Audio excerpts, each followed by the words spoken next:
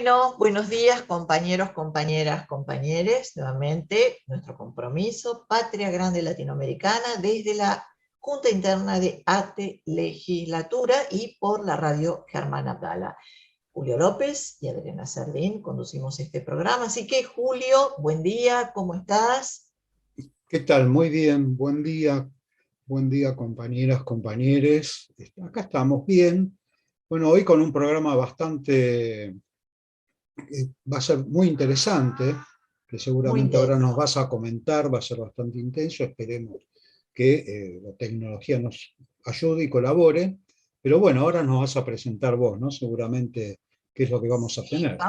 vamos a iniciar este programa diciéndole a nuestros oyentes y a nuestras oyentas que además de ser Patria Grande Latinoamericana, nuestro compromiso, un programa íntegramente realizado y producido por la Junta Interna de ATE Legislatura. Nuestro coordinador general de producción es el compañero Gustavo Cano. Nicolo Garbo es el compañero que está encargado de las redes. En la operación técnica, Ezequiel Manos, Mágica Santoro, también en las redes la compañera Julieta Alegre, y bueno, encabezando políticamente esta junta interna, tenemos a la compañera Noelia Martínez y al compañero Ezequiel Genaro. Saludamos a todas, a todos y a todes. Y antes de entrar en tema, vamos a recordarles los subsidios que nos ofrece nuestro sindicato. Por ejemplo, para acceder a este beneficio, al subsidio, es necesario tener 6 meses de afiliado y se realizan a través de transferencia bancaria a la cuenta del afiliado. Por ejemplo, tenemos subsidios por nacimiento, ajuar, tenemos subsidios por casamiento, los que se vayan a casar, atenti, noche de bodas o reintegro en guita. También 7 días de luna de miel con media pensión dentro de temporada baja en Mar del Plata, Villa Carlos Paz en Córdoba o reintegro. Chiques, los que se vayan a casar tengan muy en cuenta estos beneficios. Guardapolvos y útiles escolares, entrega de guardapolvos y kits escolares desde el preescolar hasta el segundo año de la escuela media.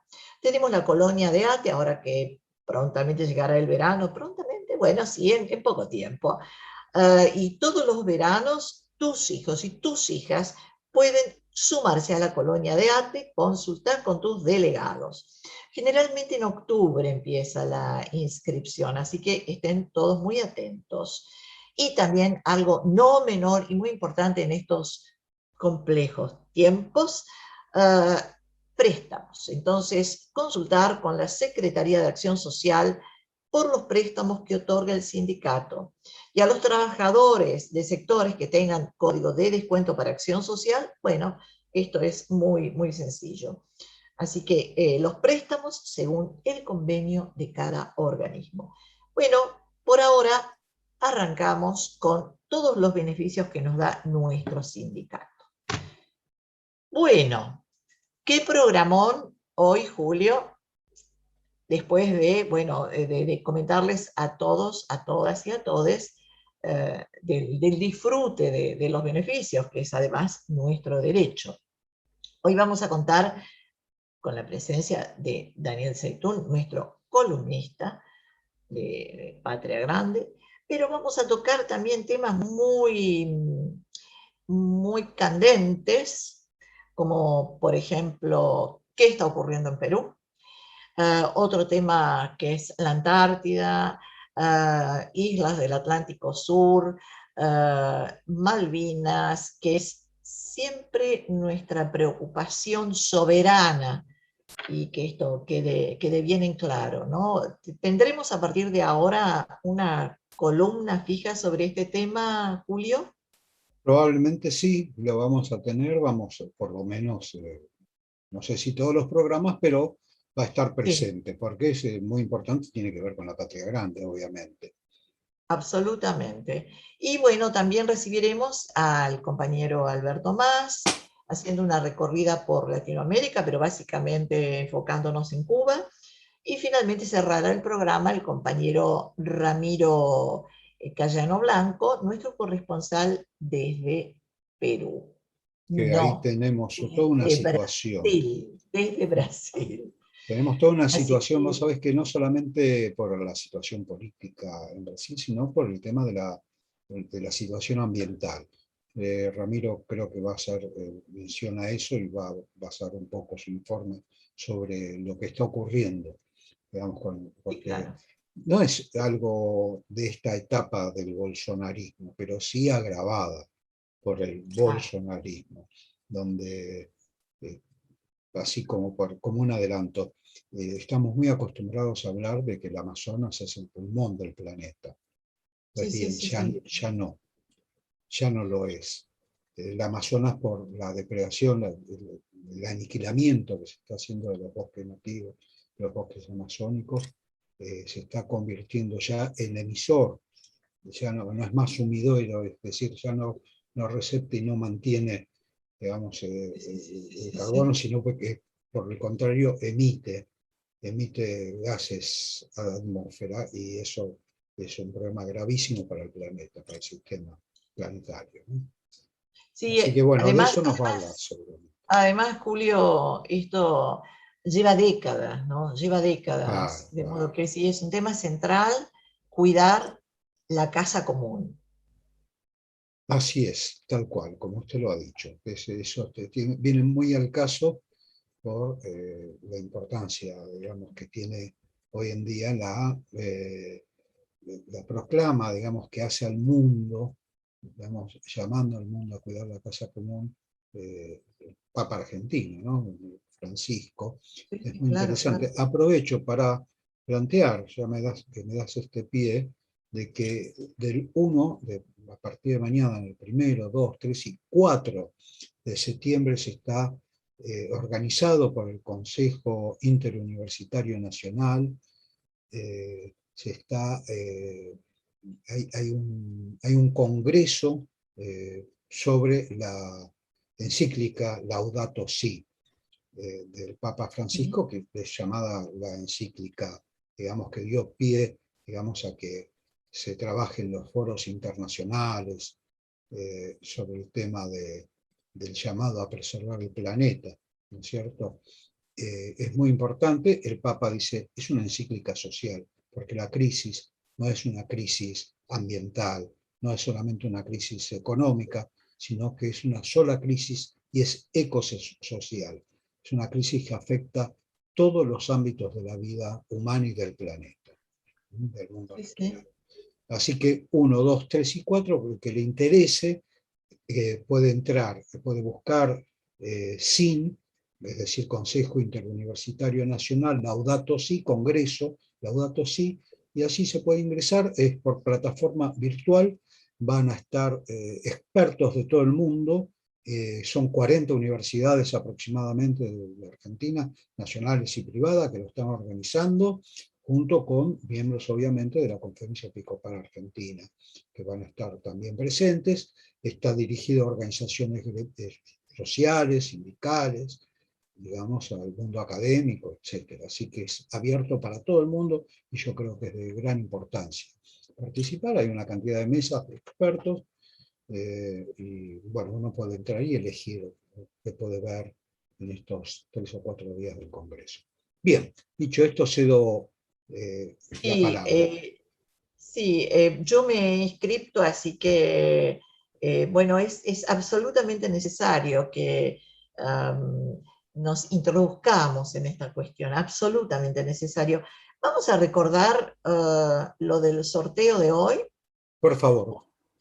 Hoy vamos a sortear en el programa, así que compañeros vayan mandando mensajes para entrar en el sorteo. El libro Racismo, Estigma y Vida Cotidiana, ser afrodescendiente en América Latina y el Caribe. ¿Qué tema, Julio, este? ¿Qué tema? La autora es Esther Pineda G. Y Bueno, a ver, algún comentario acerca de esto breve. En la sociedad contemporánea, todo aquel que no forme parte del grupo de los hombres blancos, heterosexuales y poseedores de recursos se encontrará bajo la mirada evaluadora y calificadora de la expectativa social. Es en este contexto que es posible afirmar que la percepción del otro como diferente va a detonar reacciones que estarán determinadas por los procesos de socialización de cada individuo y que al mismo tiempo crearán las condiciones para la emergencia del estigma. Así que, compañeros, les sugiero que manden mensajitos así entre... Mensajitos. Bueno, y uno de los temas que luego vamos a tocar, esperemos que podamos tenerlo a Mariano Memoli, que es un gran conocedor de los temas antárticos, 10 años estuvo a cargo del Instituto Antártico Argentino, es el tema de la plataforma continental que ha surgido recientemente con el gobierno de Piñera. Digo gobierno porque evidentemente es una maniobra, digamos, del gobierno de Piñera que está en un momento malísimo de su gestión, con la constituyente está, digamos, trabajando y que puede dar, digamos, un cambio total, puede plantear un nuevo paradigma, digamos, para el hermano país chileno. Y bueno, entonces surge de pronto el tema de la plataforma continental con que, digamos, por suerte, digamos, tenemos un gobierno nacional y popular en Argentina, porque este es un derecho, digamos, bastante complicado, diplomático, y en otras naciones son situaciones, digamos, de disputa que pueden desembocar en conflictos que pueden ir escalando. En este caso vamos simplemente para después, a ver si nos podemos explayar con nuestro invitado. La plataforma, para que se entienda, la plataforma continental es la extensión del territorio, obviamente, continental, de allí surge, y está basado en estudios que se han hecho y que se presentaron a Naciones Unidas y aprobadas por Naciones Unidas. No es que a nosotros se nos ocurrió simplemente decir, este es el límite de nuestra plataforma, que extiende la soberanía de nuestro país más allá del límite de las 200 millas, que es lo que se puede llegar a extender, la soberanía marítima. Nosotros, como nuestra plataforma es mucho más extensa, se puede extender más allá, y es un tema bueno, pero después simplemente vamos a recalcar lo siguiente, que esto está basado desde el derecho internacional, digamos que es la Convención de Naciones Unidas de los Derechos del Mar, se llama CONVEMAR, esto es de 1982, y luego legislaciones nacionales, las propias, porque muchos hablan, dicen no, porque el Congreso argentino aprobó. La verdad que el Congreso argentino, como cualquier Congreso de cualquier país soberano, puede aprobar todo lo que quiera. El tema que esté en el marco del derecho internacional, digamos, sea consensuado y aceptado. Bueno, lo que nosotros hemos hecho es, a partir de las leyes argentinas, que en 1991 la Ley de Espacios Marítimos, en el 95 aprobamos la CONVEMAR, recién la Convención Sí, de... Juli, perdón, Juli, sí. Juli, te propongo a que desarrollemos este tema cuando recibamos a Mariano Memoli, porque está el compañero Seitún, nuestro Ahí columnista está, Dani. estrella, Sí, así sí, que sí, te sí. damos la bienvenida, Dani, querido ¿Qué tal? compañero y amigo. ¿Qué Buen día, tal? ¿cómo están? ¿Qué Buen tal? ¿Cómo día. estás, Dani? Veo que se han puesto en fila una cantidad de invitados. Ya por eso me están diciendo que... Sí, bueno. Claro. ¿Cómo estás, Dani?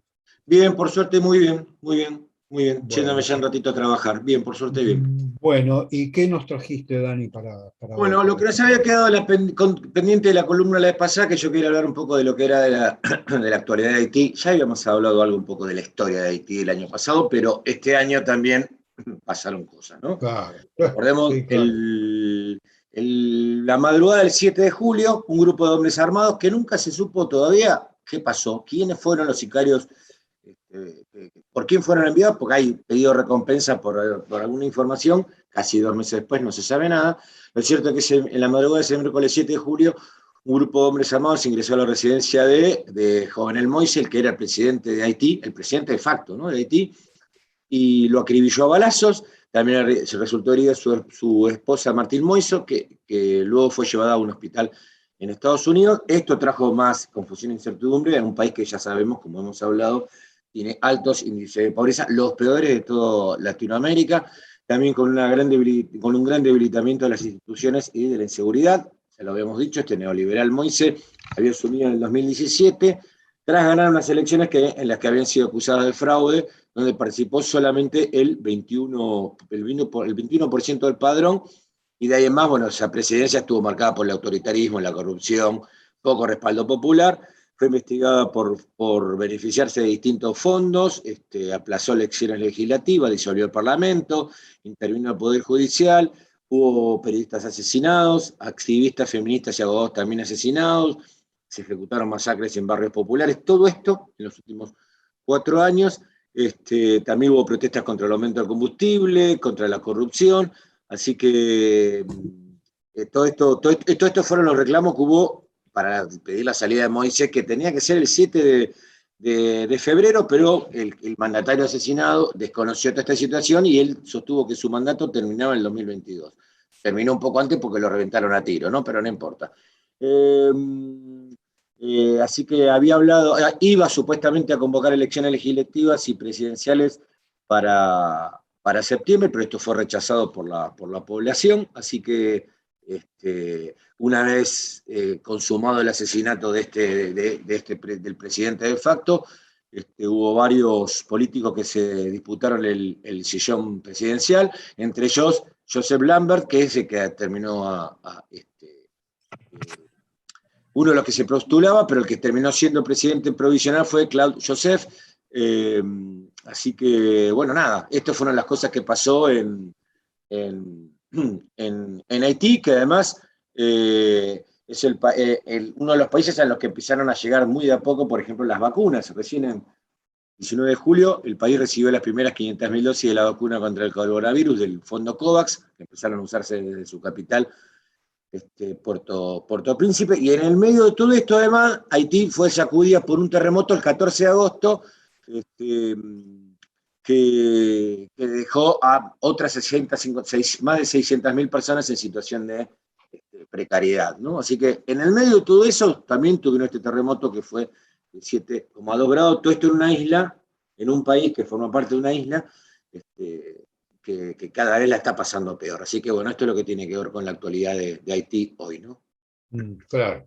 Sí, lamentablemente nosotros hemos hablado bastante, ¿no?, del tema Haití, y siempre, sí, digamos, es un país que ha sido castigado desde siempre, desde los inicios, o sea, de haber sido, parece el castigo a haberse atrevido a ser el primer país independiente, ¿no?, en las, sí, Américas, y de negros esclavos.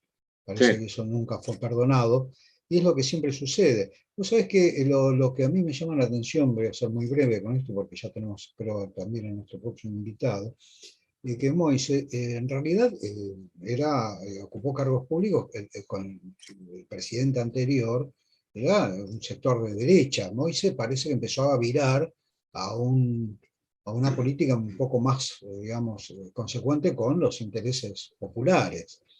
Eso es todo, es lo extraño que empezó a surgir, y obviamente está todo muy, muy enmarañado, como vos decís, sí, no se sabe bien. Lo que sí se sabe es que Estados Unidos, la mano de Estados Unidos siempre está presente en Haití. E incluso, en este caso también, puesto que los mercenarios, no se sabe bien quién fue la mano intelectual, pero los ejecutores sí son ex militares colombianos, que son los que fueron apresados, y mercenarios, digamos, con sede legal, porque vos sabés que terceriza todo Estados Unidos, entrenados por el Pentágono, reconocidos por el Pentágono, por los Estados Unidos, y con sede legal en Miami. Entonces, realmente es algo donde hay que prestar mucha atención, y además castigado por los fenómenos naturales, ¿no?, está, sí, destruido.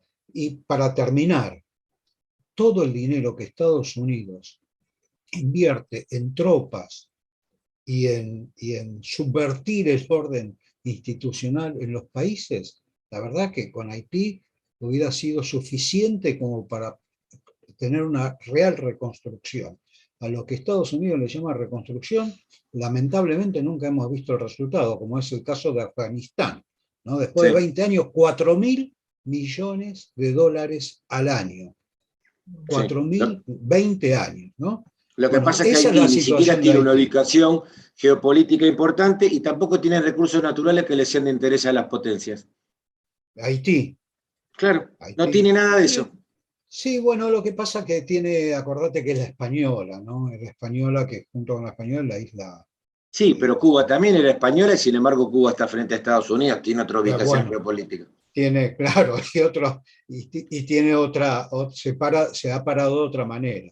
Sí, pero además Exactamente. Estados Unidos en algún momento tuvo misiles apuntándole directamente a su territorio. Sí, Haití, que tenía claro, 3 cañitas voladoras, la verdad que es eso. claro, no, no, no, seguro. Bueno, pero eso es uno de los motivos por el que se castiga mucho a Haití también, ¿eh? Que cada vez que Sí, Haití empieza a recomponerse, sí. empieza, digamos, a tener toda una acción ahí con el Y Caribe y además, las compañeros, Antillas. yo creo que a Haití nunca, nunca le van a perdonar, nunca le van a perdonar de haber sido el primer país que se independizó en toda la América, ¿no? Totalmente, sí, sí, sí. Sí. Eso también tiene un costo que se paga. Ahí Sí, está. sí, no, Bueno, totalmente de acuerdo. vamos a tener que despedirlo a Dani porque ya está Yuri Castro Bueno, de Perú. muchas gracias, Dani, Eh, excelente, como siempre, trayendo el Muy tema buena del columna, momento, ¿eh? Muy Gracias. bien. muy buena columna. Hasta la próxima, Dani. Muchas Gracias, gracias. compañeros. Que Un tengan linda abrazo y semana. hasta la Chaucito. próxima. Chau, chau. Chao. Bueno, vamos a estar dándole la entrada ahora al compañero Yuri César Castro Romero, parlamentario peruano por Perú Libre, que ya lo estamos viendo, lo estamos saludando desde Buenos Aires. ¿Qué tal, compañero Yuri? Bienvenido nuevamente a Patria Grande Latinoamericana por la Radio Germán Abdala. Y bueno, como para empezar, vamos a recordar que el presidente Pedro Castillo asume el día 28 de julio, que el presidente Castillo es docente, representante gremial, de origen campesino, y bueno, esta asunción tuvo algunas demoras, hacíamos un conteo diario, hasta que finalmente, bueno, nos alegramos que haya asumido como corresponde. Pero a partir de ahí se fueron dando una sucesión de cuestiones con algunas complejidades, ¿no? Desde la interpelación por parte de la oposición en el Parlamento de los ministros propuestos por el presidente y el primer interpelado destituido por la derecha parlamentaria resultó ser el canciller Héctor Bellar. Y a partir de ahí, bueno, pasaron otras cuestiones que ahora Yuri nos va a comentar seguramente. Así que, bueno, después de todo este introito y todo lo que nos tenés que contar, y pasamos también un breve video donde estás vos arengando y activando al pueblo para una nueva constitución. Bueno, mucho tenemos que conversar. No hablo más, la palabra a ti, muy bienvenido. Julio y Bienvenido, Yuri. Adriana, te damos la bienvenida. Hola, Julio, ¿cómo estás, Adriana? Muy buenos días. Un saludo a todos nuestros hermanos de la patria grande, como siempre, dos naciones hermanas, Perú y Argentina, un solo corazón. Así que un abrazo muy grande para ustedes. Estoy a sus órdenes. Bueno, contanos un poco cuál es la situación. Hemos visto ahí que hay la presión de la derecha, bueno, que implicó la renuncia, ¿no? Esta renuncia que acaba de mencionar Adriana, el gabinete, pero tras cartón, bueno, ahora se logró, digamos, el voto de confianza al nuevo gabinete, tengo entendido. Y por otra parte están las políticas que está planteando el compañero Castillo Terrones. que es el tema del gas peruano, el gas para Perú, digamos, la reactivación de la economía, y el tema de la vacunación, el vacunatón, lo que le dicen, ¿verdad? Que serían, digamos, aspectos que me parece que tienen que ver con cómo van a surgir, y después, por otro lado, te dejo planteado todos los temas. La situación internacional con el Grupo de Lima, que fue el problema central porque el que cae el canciller, ¿verdad?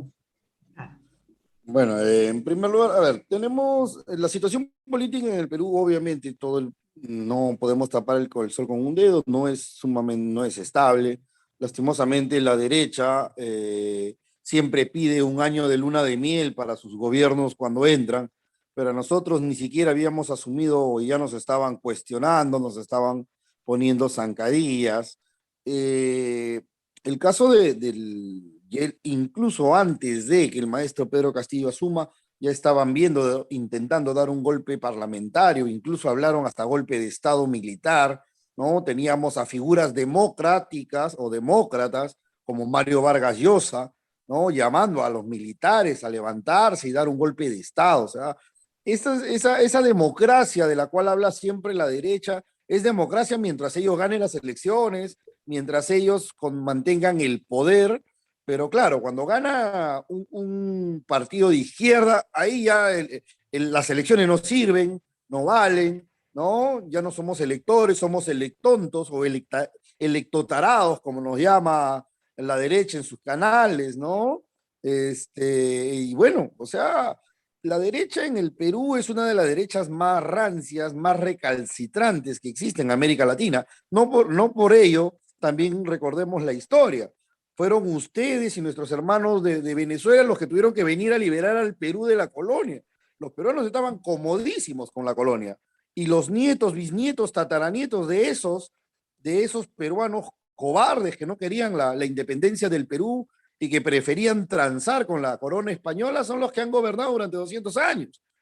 Y entonces, cuando viene el verdadero hombre de pueblo, el verdadero hombre de a pie, obviamente que sus intereses están sumamente preocupados por sus negocios, porque ellos están acostumbrados a nunca ganar una elección, pero siempre a gobernar el país a través de sus grandes empresas, ¿no? Y nosotros, a diferencia de ellos, nosotros tenemos lo que de verdad hace los cambios, que es la fuerza del pueblo.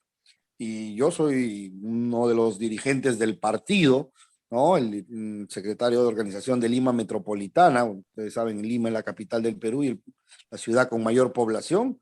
Y bueno, cuando ellos tenían 50 payasos pagados ahí en la puerta del Congreso, nosotros teníamos a miles de personas que habían venido por su propia voluntad, con sus propios recursos, a pesar de lo alicaída que está la economía mundial, el precio del dólar que ha subido. Ahora le echan la culpa a Castillo de que el precio del dólar en el mundo suba, ¿no? Ellos dicen por culpa de Castillo el dólar ha subido, pero que yo sepa, el dólar ha subido en Argentina, en Chile, en Colombia y en todos los países de América Latina.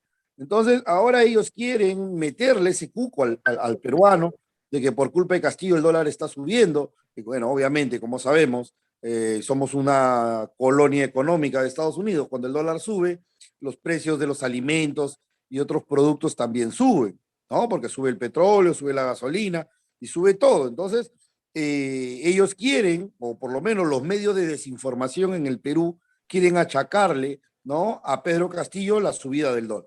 Entonces, en ese sentido, bueno, siempre obviamente la inestabilidad política genera un alza mayor que en otros países, pero tiene también un componente de psicosocial, ¿no? Para poder presionar y decirle al pobre, mira, ve, votaste por el cambio y está tu cambio, ¿no? Eso es lo que la derecha quiere, pero nosotros no lo vamos a permitir. Hemos hablado mucho con la población, hemos caminado y les hemos explicado que esto va a pasar, obviamente, que dentro de poco ya las cosas van a volver a la normalidad. Obviamente la derecha no se cansa ni piensa cansarse, pero seguimos ahí, seguimos en la batalla. El pueblo ha salido masivamente a respaldar al maestro Pedro Castillo. Refugiados de la derecha que están ahora en México haciendo sus programas de televisión desde allá, porque supuestamente dicen que tienen miedo a una persecución.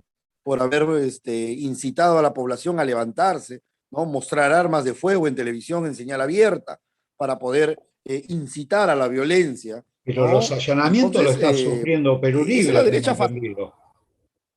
Discúlpame, Yuri, sí, justo ayer pero se los está allanando. en Hay órdenes de allanamiento todo el tiempo, al menos lo que yo puedo leer en la prensa peruana. Han allanado Perú Libre, a miembros del sí, partido, a Cerrón. Sí, precisamente, sí, justo yo estuve, yo fui el que le abrió la puerta al fiscal para el sitio local. precisamente Yuri mencionó a Cerrón, el compañero Julio. ¿Por qué no nos comentas brevemente, pero muy brevemente, quién es Cerrón y esta persecución y este caso de Lofer, podríamos decir? El doctor Vladimir Cerrón es el secretario general de Perú Libre, es el fundador del partido. Obviamente, el partido es la herramienta política, es lo más importante. Sin esa herramienta política, el maestro no hubiera llegado a ser presidente, ¿no? Porque obviamente los partidos de los ricos jamás iban a llevar un maestro de escuela rural a la presidencia de la República. Eso va en contra de sus cánones, ¿no? Para él, un hombre de pueblo, de provincia, él tendría pues, que servirle el pan, cortarle el pan, ¿no? Jamás en su vida van a llevar a un hombre del pueblo a la presidencia de la República, un sindicalista. Entonces, el doctor Vladimir es el secretario general de nuestro partido y él ha sido acusado en el Perú, no lo digo yo, lo dicen varios juristas internacionales, nacionales, y que ha sido sentenciado injustamente, ¿no? Para precisamente ponerle ese mote, pues no, de sentenciado por corrupción, corrupto, que es lo que la prensa de la derecha vende. Y ha vendido durante todo este tiempo. Y lo que quieren hacer es distanciar al partido de Pedro. ¿Cuál es la intención de la derecha? Que Pedro se quede sin el partido, que es el soporte político y el soporte popular, ¿no? Es la vanguardia que va a ayudar a sostener al gobierno. Ellos lo que quieren es pelear a Cerrón, a Castillo con Cerrón, para dividir la unidad popular. Recuerda que lo único que nos va a lograr mantener este gobierno durante 5 años es la unión entre el líder, ¿no? En este caso el maestro Pedro Castillo, el partido, representado por nuestro secretario general, el doctor Vladimir Cerrón, y el pueblo. Entonces, sin ese triunvirato, sin esa unidad, no vamos a lograr aguantar los golpes de la derecha, y lo que va a pasar es lo mismo de toda la vida en el Perú. La derecha va a perder las elecciones, pero va a ganar como siempre el poder. Y eso es lo que nosotros no queremos. Es por ello que estamos constantemente señalando, conversando, para que el maestro Pedro Castillo continúe en esta lead, en esta fuerza, porque si él se deja llevar por esos cantos de sirena, de que ahora los partidos de derecha le dicen, si tú te separas de Cerrón, nosotros te vamos a ayudar, te vamos a apoyar, somos los buenitos, él es el malo, ¿no? Eso es lo que ellos están vendiendo, con la clara intención, pues, de quererlo, ¿no? Secuestrar como lo hicieron con Ollanta Humala. El pueblo peruano no va a aceptar otra traición más, ya nos traicionaron 2 veces. Toledo y Humala traicionaron al pueblo peruano, que lo llevaron a la presidencia, pensando que harían un gran cambio por el país, pero ya sabemos cómo terminaron ambos, ¿no? Sí, parecería ser, Yuri, discúlpame, como que esta vez además la derecha está muy resentida porque se ha dado ha quedado plasmado este quiebre que hay en el Perú, de estos dos Perú, digamos, de la sierra, ¿no? El racismo y el colonialismo de la derecha, ¿verdad? Que no puede entender cómo pueden haber ganado los sectores más populares del Perú. Me parece que es inédita esta experiencia que está haciendo Pueblo Libre. Y me parece que por ahí pasa y por eso la división que intentan hacer de la unidad popular. Y la única manera es desarmando esa unidad y desandando el camino de la movilización de las masas en la calle, que es así como se pudo sostener la elección de Pedro Castillo, ¿verdad? ¿Cómo sigue ese espíritu del pueblo peruano? ¿Sigue estando en las calles? ¿Cómo se plantea la lucha de aquí en más? En ese sentido, nosotros como organización somos muy serios. movilizamos cada vez que sea necesario, nos movilizamos y nos movilizaremos. En ese sentido, nosotros como partido político estamos muy serios en el trabajo que se está planteando. Y bueno, en ese sentido también, obviamente, no tenemos la mayoría del Congreso, motivo por el cual, como partido político, como organización política, nosotros hemos defendido, ¿no? Hemos defendido y hemos planteado desde hace mucho el cambio constitucional. Y es por ello que nosotros lo que más le aterra a la derecha es el cambio de constitución. Porque nada defiende mejor sus intereses que esta constitución vendepatria neoliberal, donde el Estado no puede regular nada, donde el Estado no puede participar en nada, salvo en aquellas empresas que no son rentables, ¿no? Claro. La clásica. Ellos hablaban de que las empresas nacionales, ¿no?, se deben privatizar porque no son rentables, pero vendieron todas las empresas rentables del Estado y las empresas que no eran rentables obviamente quebraron, ¿no? Las dejaron quebrar. ¿Por qué? Porque, y ellos lo único que dicen es que el rol del Estado tiene que ser subsidiario, ¿no? En aquellas empresas en las cuales no hay negocio para lo grandes. ¿Y por qué no le dejan que el Estado compita en los negocios rentables? ¿Por qué solamente tiene que ser subsidiario, ¿no? El rol subsidiario. Se te cerró el micrófono, Yuri. Compañero Yuri, bueno, tenemos que Ahí ir está, ahí está, cerrando. ahí está, ahí regresó. ¿Nos escuchás? Se Compañero te había Yuri, cerrado el micrófono. Yuri, así compañero Yuri, redondeamos porque estaba interesante. sí, tenemos No, que ir sí. redondeando y te propongo que nos acompañes el próximo martes, porque esto es muy, digamos, es un Perú muy intenso y necesitamos profundizar y bueno, que nos cuentes mucho más qué es lo que está ocurriendo en este momento en Perú. Mirá, nos quedó afuera el tema de Iber Maraví, el ministro del Trabajo que pide, la oposición pide su renuncia, el caso de Guido Bellido como premier, en fin, todo esto yo te propongo y la La constituyente, constitución, ¿no? La constitución, el que lo cambio. hablemos el próximo martes, porque ya, bueno, el productor nos está, se está poniendo nervioso porque tenemos ya la próxima invitada esperándonos.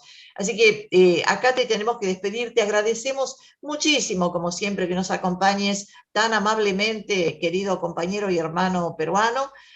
Así que, bueno, hasta la semana próxima, si es que puedes acompañarnos. Claro que sí, como siempre, un abrazo para ustedes, un cariño desde aquí, ¿no?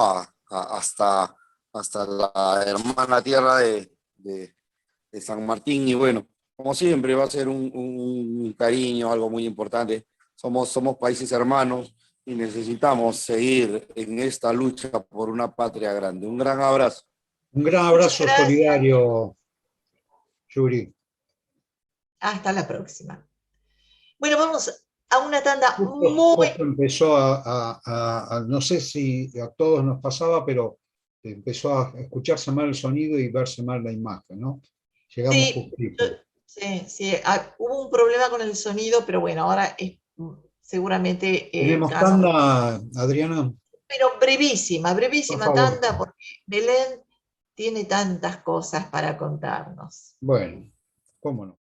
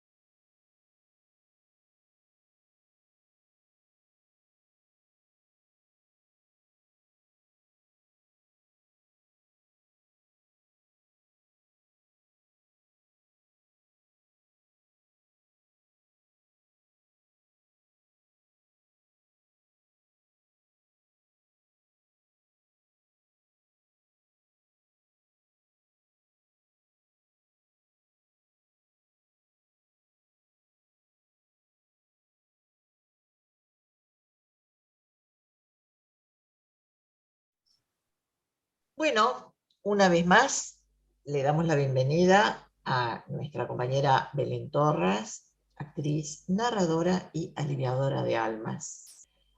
¿Cómo les va, gente? ¿Cómo andan? Muy bien. ¿Cómo Muy bien, estamos? Belén, ¿vos qué tal? ¿Cómo estás? ¿Qué estás Bien. haciendo? Ay, ahora aquí esperándoles para contarles un poquitito, algo que viene un poquito a tono de el día de ayer, el día del detenido desaparecido, Sí, día que necesitamos recordar, porque como siempre digo, la memoria es todos los días. Necesitamos trabajar mucho para mantener viva la memoria constantemente.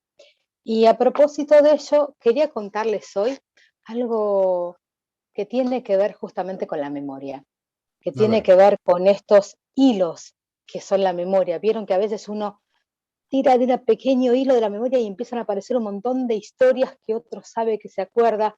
La memoria está allí como dormida.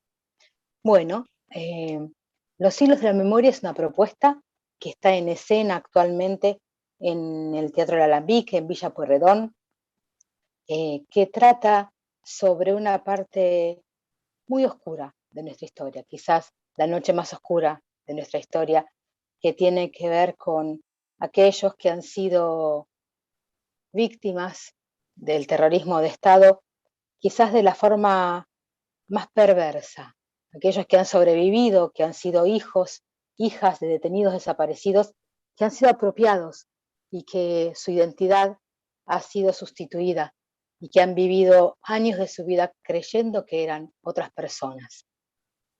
De eso cuenta Los hilos de la memoria, de estos destinos de muchas personas que han logrado recuperar su identidad, que obviamente bajo un trabajo que ha tenido que ver con el equipo de antropología forense, que ha tenido que ver con las abuelas y con este banco de datos que han creado para poder recuperar la verdadera identidad. Estos relatos son relatos ficcionalizados por plumas de autoras maravillosas como María Teresa Andrueto, como Iris Rivera, Mercedes Pérez Savi, me estoy olvidando de Liliana Bodoc, Paula Bombara. Estas historias cuentan poéticamente, si se permite decir, estas historias que han sido marcadas por el horror. Y decía mi abuela que para muestra nada mejor que un botón. Así que les voy a contar un pedacito chiquitito de uno de los textos. ¿Quieren? adelante, por favor. Sí, claro que queremos. Voy a contar un pedacito que dice así. Varsovia, 1942. En el gueto, todo se acaba. Las papas, las vidas. Un hombre dentro de un departamento se da a la tarea de esconder entre los listones de madera del piso todos los libros. Por el pasillo se escuchan las botas. Hay un agujero en la pared. El hombre no ceja de guardar los libros y una niña le pide al hombre, su padre, que vaya con ella, porque en ese agujero, más allá de ese agujero, está el mundo irreal, donde la gente es libre. El hombre le dice entonces que no. Por tercera vez le dice que no, y la niña sabe que es una batalla que no va a ganar, así que le pide que le dé algo para recordarlo.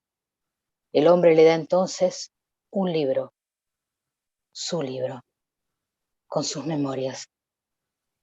La niña abraza el libro, mira a su padre por última vez, saca una piernita por el agujero de la pared, luego otra, y corre, corre, corre.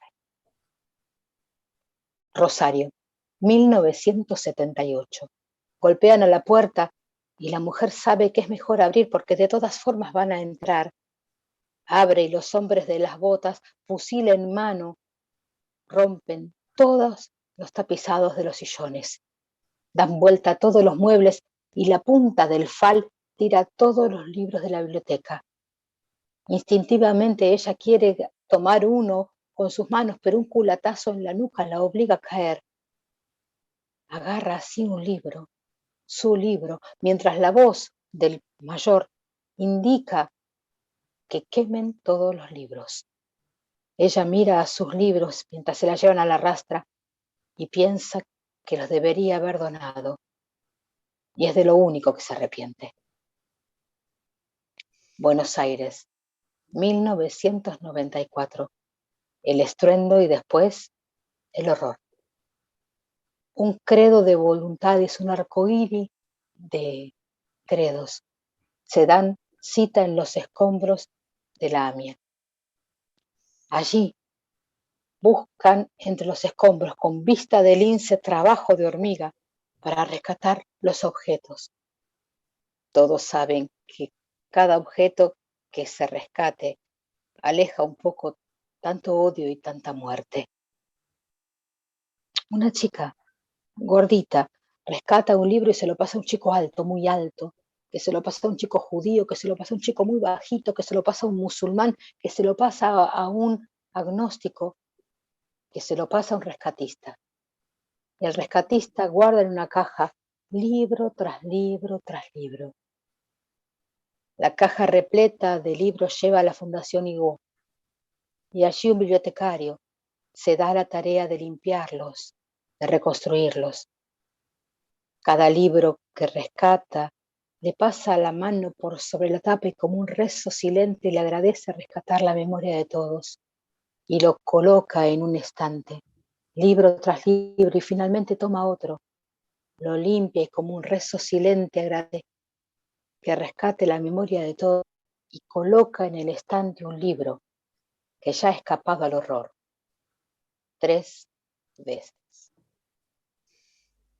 La memoria de todos, de Verónica Sukácser, uno de los textos que integran los hilos de la memoria. Belén, absolutamente maravilloso y conmovedor. ¿Por qué no repetís, por favor, dónde y cuándo podemos ver los hilos de la memoria? Los hilos de la memoria están el sábado 4 y el sábado 11 de septiembre, estuvieron durante todo agosto, pero tenemos una función más en el 4 y otra el 11 de agosto en el Teatro del Alambique, Gribeo 2350 en Villa Pueyrredón. Las entradas las pueden adquirir por Alternativa Teatral. Las primeras 10 entradas tienen un descuento importante. Igual en producción queda un par de entradas para poder adjudicarse a cualquier oyente que quiera ver la obra y que por cuestiones económicas no pueda. Bueno, allí están las entradas para que lo económico no sea una barrera para que alguien disfrute. Excelente. Belén, otra pregunta más. Hay un espectáculo de tango que, ¿por qué no nos contás un poquito acerca de esto también? Hay un espectáculo de tango precioso que estamos haciendo en el Alambique los días viernes a las 9 de la noche, con Paola Tachetti, con Facundo de la Cruz, con Carla Seche y Mariano Boto. Precioso espectáculo que va los viernes a las 21 horas. Bueno, estamos cerrando agosto con las funciones, pero agregamos una más el 3 de septiembre porque está yendo muy bien. Allí pueden sentarse, distenderse, tomar una copa, comer algo mientras dura el show, que tenemos el tango cantado, contado y bailado. Muy bien. Entonces recordamos espectáculo tanguero. El último es el 3 de septiembre, el viernes próximo. Y el viernes próximo. Y el 4 y el 11 de septiembre, las dos últimas funciones de los hilos de la memoria. Exacto. Y tenemos 2 entradas a disposición de los compañeros oyentes del programa de quienes no están quieran. en condiciones de pagar la entrada, porque además, compañeros, compañeras y compañeres, los que vamos al teatro tenemos que pagar la entrada, comprar la entrada, porque de esto se trata. Y de eso vivimos, ¿no? Quienes estamos arriba de las tablas vivimos de eso. Entiendo que son épocas complicadas, son épocas donde la pandemia nos ha atravesado a todos y hay quienes desean ver teatro, pero económicamente hoy las prioridades son otras.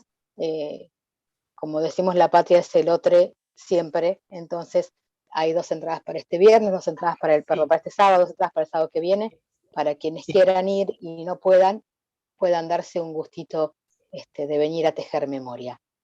Y como para concluir este tema, que nosotros siempre hacemos hincapié que, por supuesto, los actores son trabajadores y viven de este salario que es la entrada. La entrada.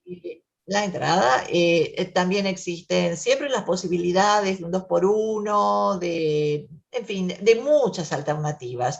No dejen de ir al teatro, compañeros, no dejen de ir al teatro, que esto también alivia el alma. Tal cual. Así que Les dejo bueno, un beso enorme, enorme, enorme. Me voy corriendo, que tengo a mis alumnos colgadas esperando para empezar la clase. Les dejo como regalito el tráiler de la obra, como para que vayan viendo un poquitito de Dale, qué se lo trata vamos Los a Hilos. disfrutar. Muchas gracias, gracias Belén. por la Les mando un beso paciencia. grande. Nos mando un beso grande. Nos vemos el martes que viene. Cuídense. Hasta el martes Chau, chau. próximo. Chau, chau.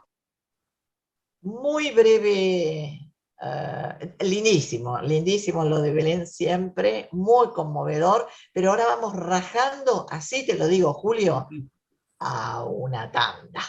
Sí, viene el tráiler.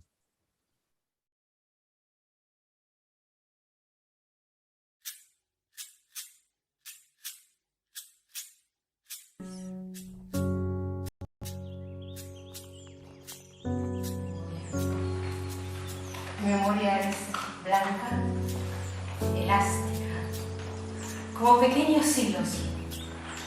A veces tiro el hilo de la memoria y aparecen cosas que no me acordaba que sabía. Una niña le pide a su papá que por favor vaya con ella. Un hombre toma los libros, los limpia y como un pequeño rezo les agradece rescatar la memoria de todos. ¿Te imaginas una noche yo sueño que soy Betina y me despierto y soy Candela y no sé quién soy cuando me despierte?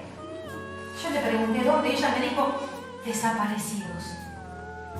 Yo le digo, la gente está viva arriba de la tierra o muerta abajo de la tierra. Ellas con sus pañuelos blancos, maravillosas, siempre esperando, siempre buscando, nunca deteniéndose. Las horas.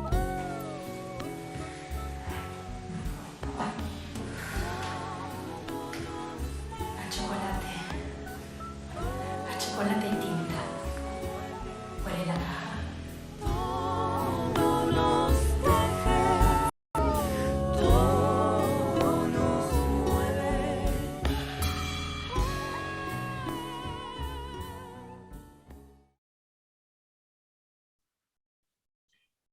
Bueno, nuevamente estamos recibiendo al compañero Mariano Memoli.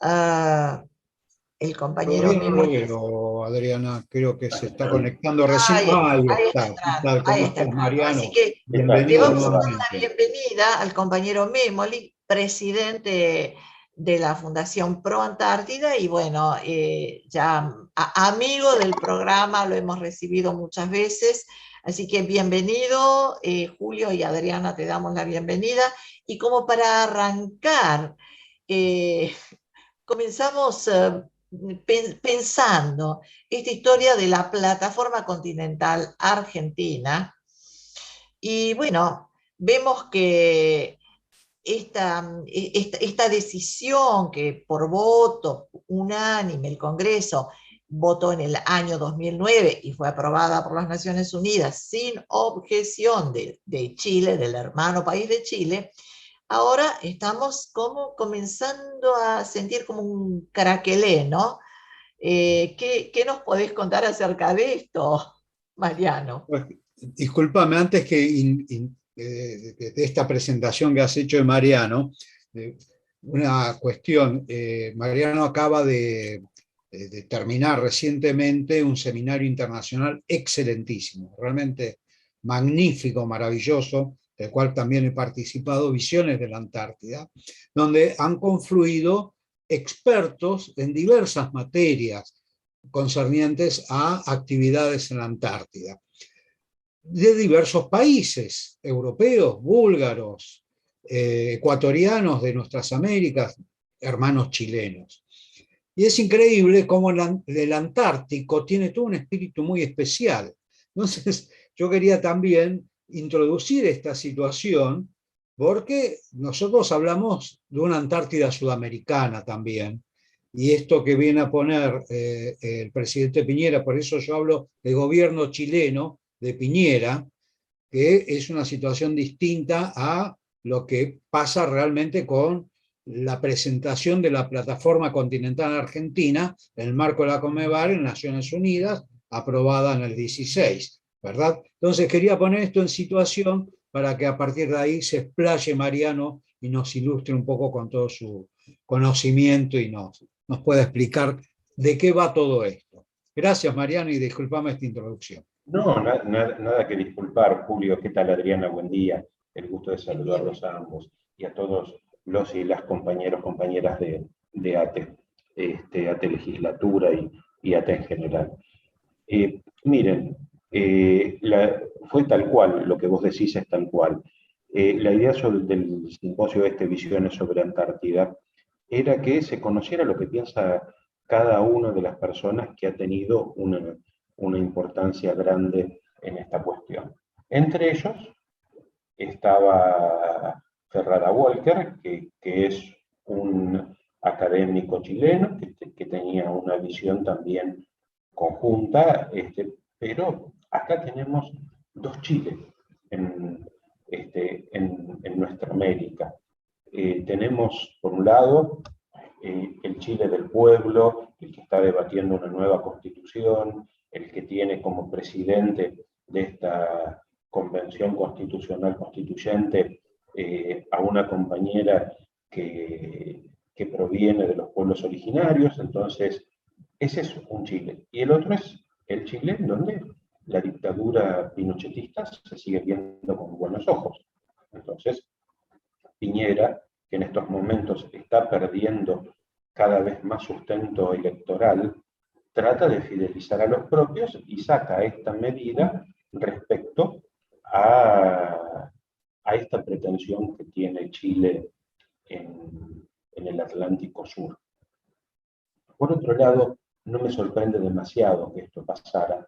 Hay una visión chilena respecto de la Antártida que no es similar a la nuestra. Entonces tenemos que entender que esto ocurre. Ahora bien, Chile lo saca, lo propone, lo tiene. Lo bueno es lo que ustedes comentaban al inicio de esta charla que estamos teniendo en estos momentos, que Argentina ya ratifica su plataforma continental. Las Naciones Unidas todavía no consolida la posición argentina, porque dice que hay que resolver el conflicto con el gobierno ilegítimo y ilegal de Malvinas, Georgias y Sándwich del Sur, además del tema antártico. Bien, ahora, Argentina hizo algo que a mi juicio está bien, que es constituir el área marina protegida Yaganes, que es al sur de las islas del Canal de Beagle. Entonces ahí estamos teniendo una ocupación de nuestro territorio marítimo a través del Estado de Derecho, que es la investigación científica. Entonces damos una importancia a la conservación, al ambientalismo, damos una importancia a la cooperación científica y también lo que hacemos es ocupar nuestro territorio. Eso es un paso importante. Es algo que estaba previsto de antes del gobierno de Macri, después lo consolida Macri. En esto, la verdad, no es que lo consolida Macri, lo consolidan los diputados que sacan una ley. Entonces, esto hay que decirlo con todas las letras. Ahora, ¿qué tenemos que hacer nosotros? ¿Cómo se responde a esto? A mi juicio se responde con más latinoamericanismo. Nosotros tenemos que ir a tratar de nuevo, a sentarnos a fortalecer el Mercosur, soplan buenos vientos en América Latina, entonces ir consolidando posiciones comunes por fuera de estos resabios dictatoriales o estas cuestiones que se ven más por una cuestión de un manotazo de ahogado que por una cuestión política en sí misma. Entonces, volver a charlar con los demás países de Latinoamérica, como vos bien decías, Julio, volver a plantear el tema de la Antártida latinoamericana, volver a plantear también el tema de por qué Argentina tiene un sector antártico que legítimamente le corresponde, es algo que obviamente nosotros vamos a seguir defendiendo, pero que también tenemos que sentar bases que vamos a incluir a nuestros hermanos latinoamericanos, vamos a permitir cooperación científica cuando tengamos efectivamente la plena soberanía, pero no vamos a permitir que potencias foráneas nos digan qué tenemos que hacer en nuestro territorio o vengan a explotar los recursos. Entonces, estas son dos cuestiones muy interesantes. La visión del Ártico también nos sirve. En el Ártico hay soberanía y ninguno de los países que quieren tener algo en la Antártida comparten su soberanía en el Ártico. Ahí la mantienen muy bien. Entonces, lo que nosotros proponíamos y siempre estuvimos de acuerdo es, bueno, no tenemos dos varas. Entonces, la Antártida está en el hemisferio sur. Los países que estamos en el hemisferio sur tenemos una proyección, tenemos una ocupación temprana de la Antártida y es algo que vamos a sostener y que no vamos a cesar en nuestro accionar. Bien, ahora, ¿cómo lo vamos a hacer? Nuestras grandes fortalezas, queda claro que no son las violentas. Argentina no es un país belicoso. Cuando inició la guerra de Malvinas, acá también tenemos que hablar de dos guerras. Una es la guerra que perdió la dictadura por sus horribles cuestiones políticas, hasta militares, porque no supieron manejar una estrategia que era el ABC, y otra es la que se ganó, que es la unidad latinoamericana y el valor que tuvieron nuestros chicos y aquellos que pusieron todo el coraje que había que poner sobre nuestro territorio. Entonces, acá hay que separar en dos partes. Pero Argentina no fue un país beligerante. Argentina siempre utilizó la senda del diálogo y la senda de la razón. En esto nos asiste. Nosotros tenemos la capacidad científica, tenemos la capacidad cultural, y es por donde vamos a ir. Vamos a ir por las relaciones políticas, a veces no digo diplomáticas, porque uno cuando vio la Cancillería que nos dejó el almirante Masera, no era algo que respondiera a los genuinos intereses del país, o sea, que es la parte cívica de esa dictadura monstruosa que hemos tenido, que fue tan nefasta para todas y para todos. Entonces, la salida es política, la salida es a través de los pueblos. O sea, ¿vamos a volver a hablar de la diplomacia de los pueblos? Sí, vamos a volver a hablar de la diplomacia de los pueblos tienen trabajadores, trabajadoras, tienen científicos, tienen intelectuales, y esa es la parte de los pueblos que vamos a aprovechar.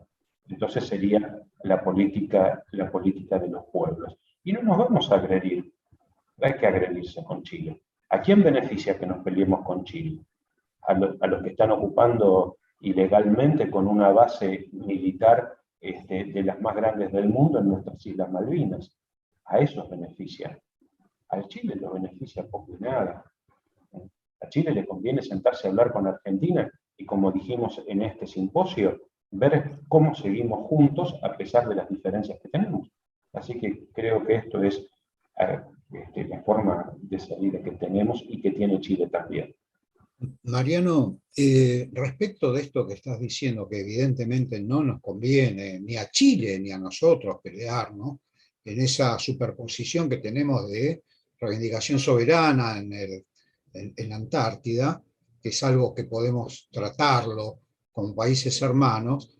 Es cierto que aquí vos hablaste de una base de la OTAN, que es la base de Malvinas, digamos, que ha establecido la OTAN ilegalmente. legalmente es una base ilegal que está allí, y que evidentemente tiene, digamos, está correlacionada, digamos, como sabemos, en términos geopolíticos, en base a toda la estructura, digamos, de islas y bases que tiene el Imperio Británico alrededor del cono sur latinoamericano, ¿verdad? Tanto en el Atlántico como por el lado del Pacífico. Ahora, el problema de la conciencia antártica, diría, de la conciencia marítima que tenemos, me parece poder mensurar cuál es el significado de la Antártida, sobre todo hoy, porque me parece que a caballo de la situación, digamos, ambiental, antes hablábamos un poco de eso, digamos, de las condiciones, de los recursos naturales en el planeta y demás, parecería ser como que la Antártida cada vez se vuelve más y más estratégica, porque es un continente. ¿Cómo es esa situación, digamos, continental, estratégica de recursos de la Antártida para poder comprender la avidez que hay, que amerite que se establezca una base militar de las características que se ha establecido en Malvinas? Bien, el interés siempre existió. De hecho, en 1946, Perón lo llamó el magno asunto a la cuestión Antártida y Océano Austral, y Atlántico Sur, océanos australes. Eso era el concepto que tenía Perón. Y una de las cosas históricas, hago muy breve referencia histórica, 1953, fines de 1953, la fragata Bidwell Bay toma prisioneros chilenos y argentinos en la isla de Decepción por orden del propio Churchill. En esto queda más que claro que siempre existió ese interés. Ahora se pone más de manifiesto porque hay más países que trabajan a nivel antártico. Estamos hablando que entre todos los foros del sistema del Tratado Antártico hay 60 países que tienen intereses en la Antártida, y más de 60 países. Es mucha cantidad de países. Y estamos viendo que hay movimientos muy grandes en este nivel. El Reino Unido quiere consolidar más que el Reino Unido, diría Inglaterra, el Reino de Inglaterra, que son los cerebros en esta cuestión. No veo a los escoceses demasiado interesados en esta agresión a la Argentina. Veo que hay un mayor interés por consolidar la hegemonía colonial en los mares del sur, generar un gran cinturón, porque la riqueza que hay es realmente muy grande, aún la que está por descubrirse. Sabemos que se está por descubrir. Hay un cambio climático global, va a haber más posibilidades de ocupar tecnológicamente el territorio y no solo para la ciencia. Entonces están pensando en ese futuro. Y estamos hablando no solamente de Inglaterra, estamos hablando de China, estamos hablando de Rusia, estamos hablando de la Unión Europea. Estamos hablando de todo este conglomerado de países que cada vez mira la Antártida con más ganas. Trump deja un proyecto que está en funcionamiento de un presupuesto de 2.900 millones de dólares para adquirir 3 rompehielos totalmente equipados y con vehículos no tripulados, tanto para el Ártico como para la Antártida. Esto no se hace meramente por la ciencia. Acá hay otra cuestión política, hay otra cuestión geopolítica. El conocimiento que tenemos los argentinos es limitado. Es un conocimiento limitado que hay sobre la Antártida y sobre las condiciones antárticas. Afortunadamente, cada vez hay más interés popular por conocer estos temas que la posibilidad de algunos sectores de tapar estos temas. Pero muchas veces hubo mucho oscurantismo en la Antártida. ¿Qué es lo que está pasando en la Antártida? ¿Por qué estas políticas? ¿Cuáles son los proyectos para la Antártida? Entonces, bueno, empezamos a hablar de cara a la gente, de cara a esta hermosa presión popular que surge de abajo hacia arriba para que haya más explicaciones de lo que está pasando en nuestro territorio. Entonces, en base a esta nueva realidad que tenemos en nuestro país y que afortunadamente esto se va dando cada vez con mayor fortaleza, es que podemos generar políticas de Estado antárticas que se conozcan, porque aquí hay cosas que cambian. Vemos cosas que están cambiando en estos momentos. ¿Qué cosas han cambiado? Por ejemplo, ¿qué dejó el gobierno que inicia Néstor y que concluye Cristina en el 2015? Recuerdo cuando Tayana era canciller, nos cita al director del Instituto Antártico y a mí al despacho de él, y nos dice, ¿cómo podemos hacer para duplicar la cantidad de científicos que van a la Antártida? ¿No? Bueno, nos asombraba, nunca teníamos esas posibilidades. Porque Argentina tenía que tener una mayor presencia en la Antártida. Y dentro de eso cumplimos con todas las políticas que quería en ese momento el gobierno de Cristina. ¿Cuáles eran esas políticas que se querían? Ciencia, cultura y equidad de género. 3 cosas. ¿Qué hicimos nosotros? Dijimos, bueno, no vamos a cumplir con el cupo de género. Vamos a hacer una igualdad de oportunidades como se debe hacer. Entonces llegamos a tener 50 y 50 y sí empezamos a formar a jefas de base, que no había. Sí hubo un experimento que hizo la Fuerza Aérea de una base formada por mujeres. Ahora, esa base formada por mujeres, lo que más me molestó era para que no le dieran directivas a los varones. Entonces, me parecía más machirulo que cualquier otra salida. Entonces dijimos, no, nosotros vamos a poner jefas de base en base mixta y donde tengan también militares a cargo y sean jefas de base civiles. Bueno, la experiencia salió buenísima. O sea, queda demostrado que no hay límite para la igualdad de oportunidades y derechos. Entonces, eso fue una de las culturas. Todo eso cambió en el gobierno de Macri. Entonces, en estos momentos en donde tenemos que dar un debate ideológico y tenemos que debatir ideas, hay 2 proyectos. El proyecto Forador y Duncan nos hizo muy mal, porque hablando de la geopolítica que vos mencionabas, Julio, correctamente, el acuerdo Forador y Duncan levantó todas las restricciones para Malvinas, y eso genera que hoy tengamos vuelos de Lufthansa desde Frankfurt hasta nuestras Islas Malvinas para hacer el cambio de dotaciones antárticas y cada vez favorecer más no solamente la cuestión militar, sino también la cuestión científica, porque se dieron cuenta que ahí Argentina tenía una fortaleza muy difícil de dar vuelta.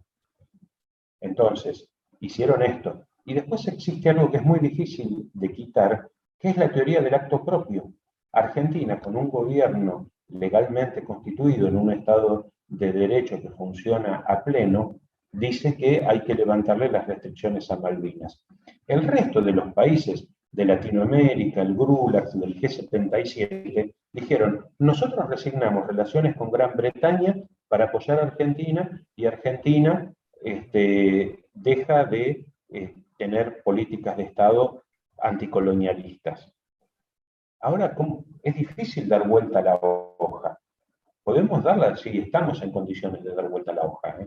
No soy totalmente pesimista. Lo que pasa es que me gustaría que haya un debate más profundo, obviamente los medios hegemónicos no lo van a permitir, pero que haya un debate más profundo respecto a estas cuestiones de Estado que tienen que ver con el futuro de los nuestros.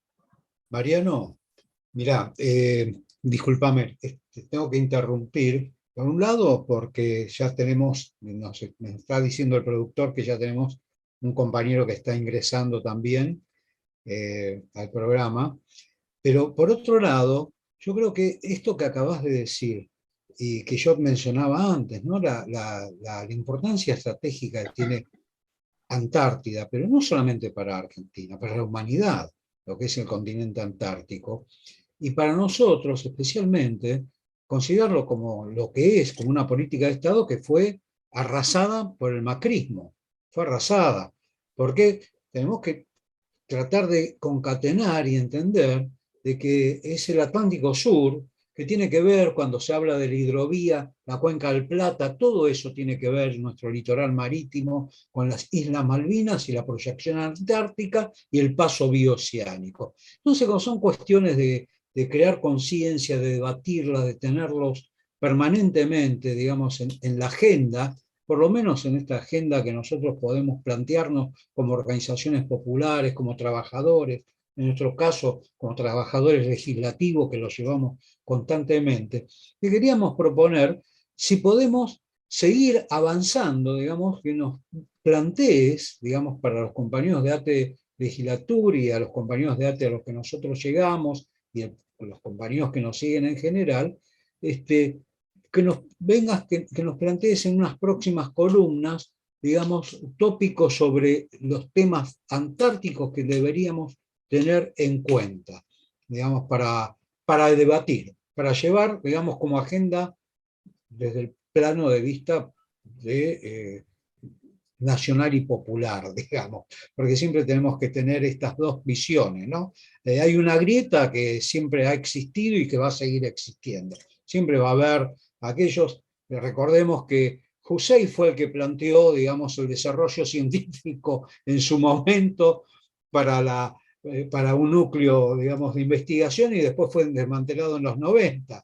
Y luego de Néstor y Cristina, que establecieron nuevamente las bases para poder avanzar, vino el macrismo y desmanteló desde el programa Pampa Azul, digamos, desfinanció las bases, hizo un estropicio terrible porque vinieron a decir lo que por lo menos lo que nosotros planteamos claramente, a destrozar el Estado. Esta gente vino a destrozar el Estado. Entonces, nosotros lo tenemos que sostener. ¿Cómo lo sostenemos?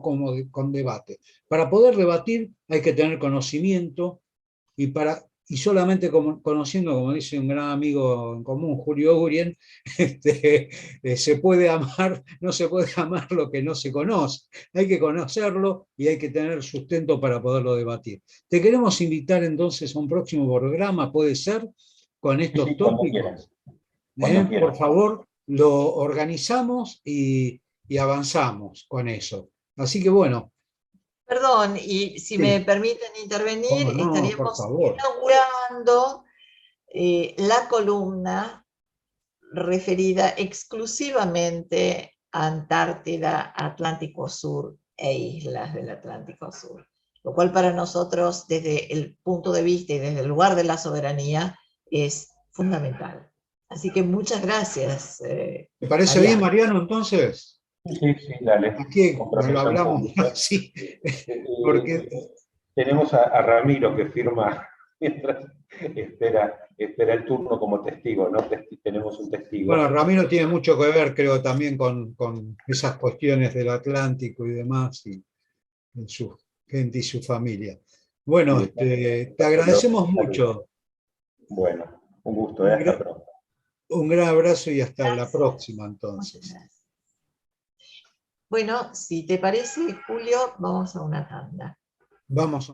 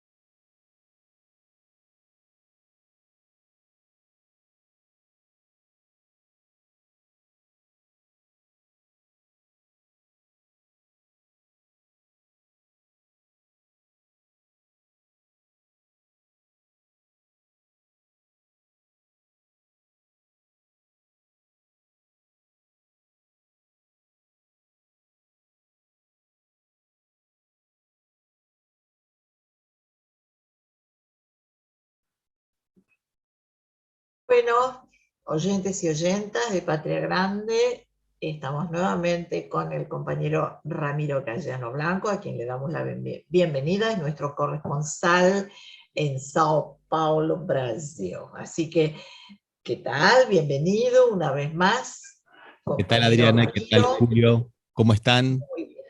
Y Aquí estamos bueno, bien. estuve escuchando un poco esta previa, apenas un poco. Yo hoy, Podría mira, preguntarte, como para arrancar, Brasil ahora, y eso te deja. vos sabés que, mirá, ahora que decís cómo estamos hoy, yo casi me estaba olvidando que hoy desperté y abrí el correo y veo el New York Times en español, en este caso. Recibo, viste, los títulos en inglés y en español. Y me sorprendí que yo lo tuiteé para bolsonaristas vernáculos, digamos, para los de acá: 560.000 muertos por COVID, 27 millones en pobreza extrema y una democracia amenazada. Es urgente sacar a Bolsonaro. New York Times, ¿no? Evidentemente, el estropicio del bolsonarismo es tremendo en todos los aspectos. Y uno que creo que lo hemos comentado contigo, el tema ambiental también, ¿verdad? Bueno, está todo relacionado con todo, en realidad. El tema ambiental es una de las partes, pero también tiene que ver con la economía predatoria y tiene que ver con la crisis institucional. Digamos que la crisis institucional que está creando Bolsonaro, junto con esta, digamos, este capitalismo predatorio, está haciendo estragos en la economía brasilera. Porque, por ejemplo, pensamos nosotros en el medio ambiente, por ejemplo, y pensamos en la extracción, en el extractivismo y principalmente en lo que es, digamos, la extracción de oro ilegal, que ha crecido muchísimo y está destruyendo la Amazonia, está destruyendo los territorios protegidos de los pueblos originarios, que están protegidos por la Constitución, porque es todo ilegal. El 70% se exporta prácticamente a Italia, pero y la mayoría, la gran mayoría, más del 60%, del 80% es todo ilegal, o sea que al Estado no le queda absolutamente nada. Lo único que le queda al Estado es la contaminación con cianuro de los ríos, la deteriorización lógica de la flora y de la fauna, porque al haber aguas contaminadas no hay peces, no hay árboles, no hay pájaros, o sea, los pueblos, muchas comunidades de los pueblos originarios en la Amazonas no pueden comer prácticamente, porque no pueden pescar, no pueden recoger frutas. O sea, y eso está originado de alguna manera por la corrida del oro que están llevando adelante muchos países, entre ellos los principales, pero no los únicos, que son Rusia y China, porque no confían más en los títulos de los bonos públicos americanos. ¿Por qué? Porque después de la crisis del 2008 han demostrado que son de una irresponsabilidad increíble.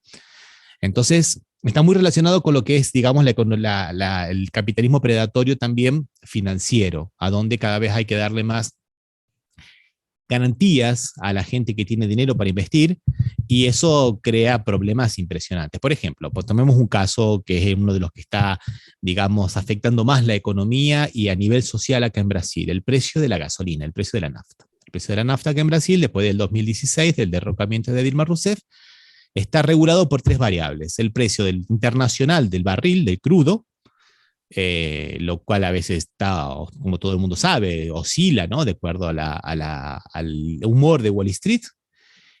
Los precios, digamos, de la extracción, el precio operativo de extracción, que es el que menos valor tiene, menos implicancia tiene en este mix, en este combo, y la oscilación del dólar. Con eso hemos llegado, por ejemplo, a tener el precio de la nafta que se ha disparado. Se ha disparado 6 veces más de enero a agosto que el precio de la inflación. La inflación fue del 4,76 y el precio de la gasolina es del 27%.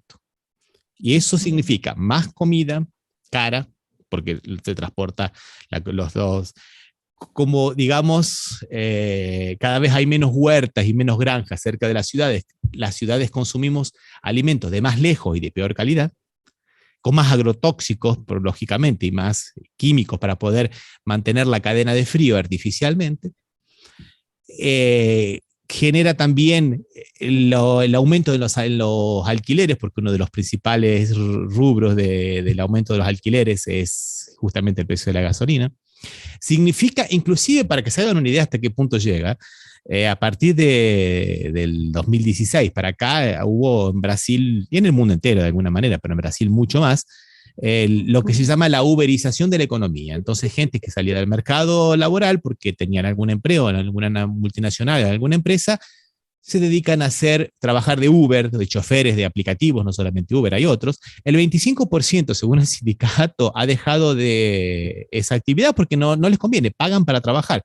Y hoy, por ejemplo, en San Pablo, no solo en San Pablo, sino en las grandes ciudades de Brasil, para tomar uno de estos aplicativos, tiene que ver la distancia, porque si la distancia es corta, no les conviene, no les compensa, no les conviene.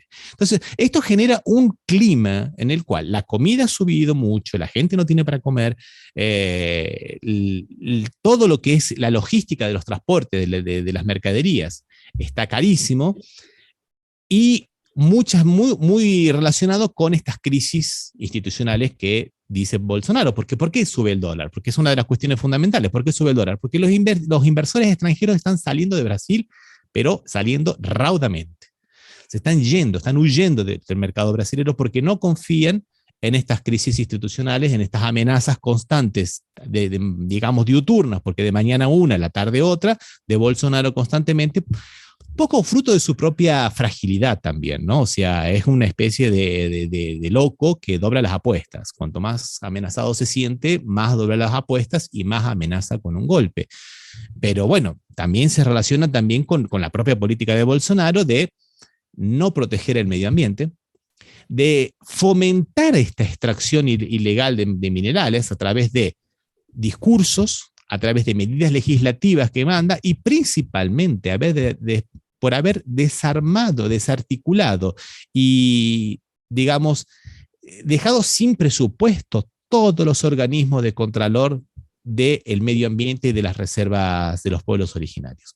A tal punto que el año pasado el ex ministro de Medio Ambiente, Salles, fue a la Amazonia a impedir que destruyeran las máquinas ilegales decomisadas por la policía.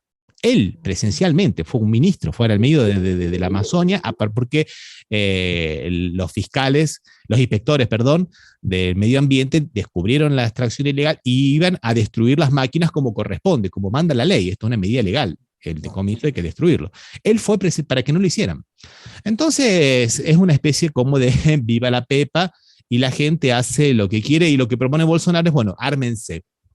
Inclusive a la gente, digamos, del agronegocio, principalmente a aquellos que están en conflicto con los pueblos originarios, porque le están invadiendo las tierras a los pueblos originarios, les ha facilitado la compra de armas, por ejemplo. Les ha facilitado la compra de armas.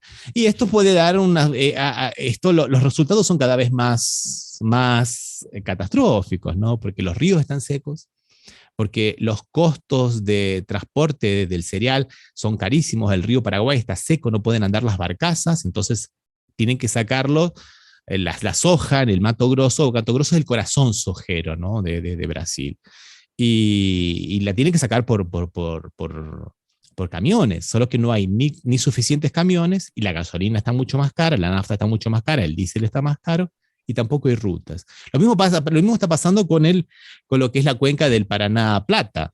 Hoy tiene que salir todo lo que salía normalmente por barcazas, al tener los ríos secos, tiene que salir por camiones. Y con la electricidad, las represas y los diques y de las usinas están todos secos.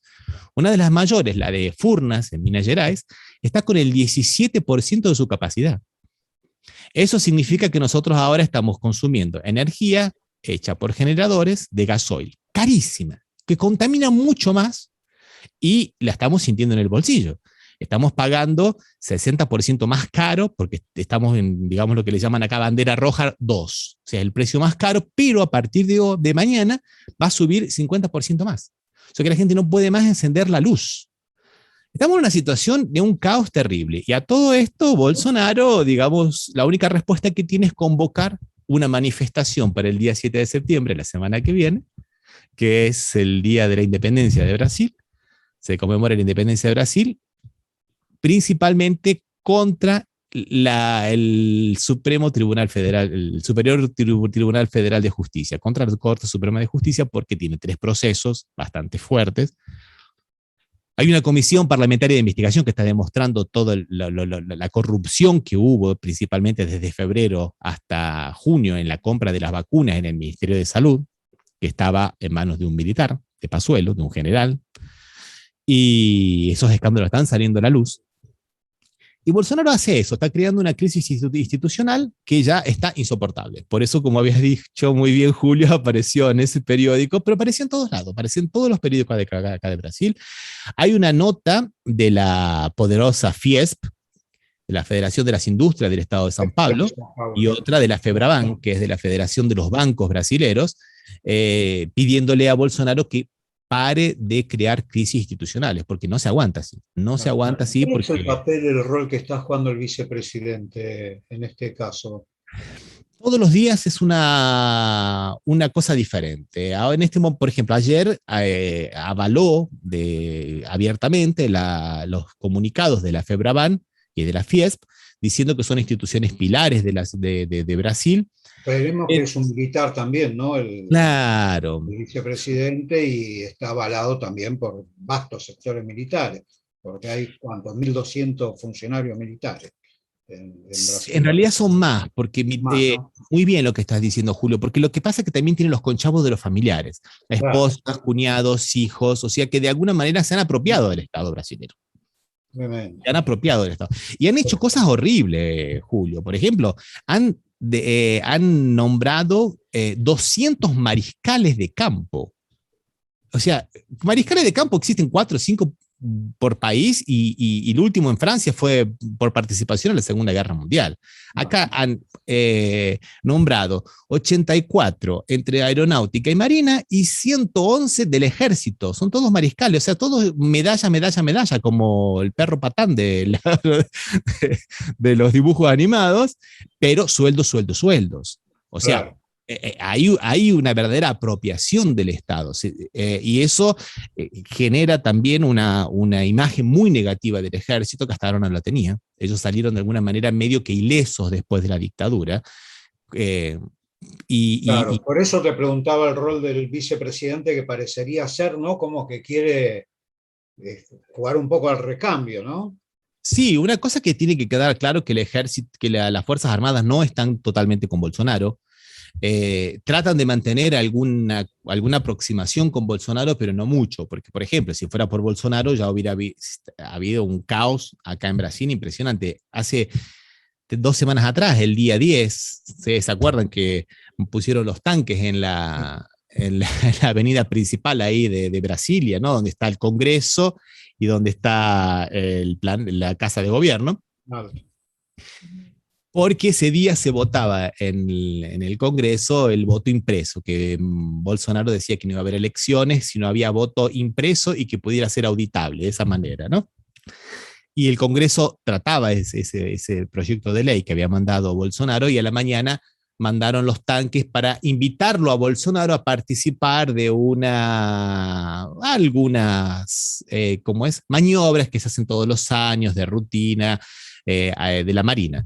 ¿Y qué es lo que pasó? Bueno, mandaron 3 tanques, y uno de ellos era un tanque ya que largaba más humos, pero Bolsonaro quería que los aviones de la aeronáutica hicieran vuelos rasantes para romper los vidrios del Congreso. O sea, qué locura, ¿no? Claro, no ocurrió nada.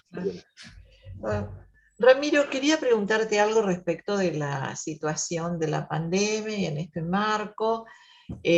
Bueno, Brasil producirá la vacuna Pfizer para distribuirla en América Latina, pero por otro lado, bueno, ya se comienza a aplicar ahora en estos días la tercera dosis para los mayores de 70 y aún de 60. Una amiga común está regresando, que es Susana Balanzi, está volviendo a Brasil para aplicarse esta tercera dosis.